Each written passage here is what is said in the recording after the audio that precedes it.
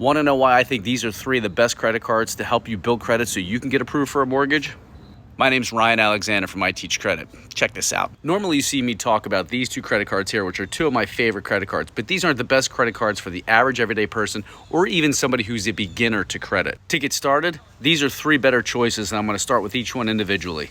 Why is this card one of the first ones I talk about? Because this card here gives you 6% cash back at grocery stores. Who doesn't shop at a grocery store? And for every $100 you spend, you're getting $6 back. That's an incredible cash back rewards. Plus, it gives you 3% back at gas stations. Next, Amazon. How many people aren't shopping at Amazon on a regular basis? And if you're not, you should, because almost everything you buy at Amazon, you get 5% back.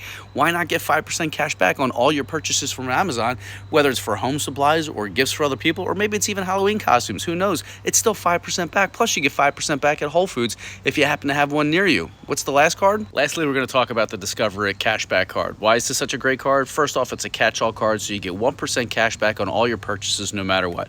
They also have quarterly rotating categories. So one quarter it could be dining, the next quarter it could be grocery stores, the next quarter it could be Walmart and Target, and at the end of the year, whatever cash back you get in your first year, they're going to match that cash back. So if you earn $300, they're gonna give you an additional $300 cash back at the end of your first year.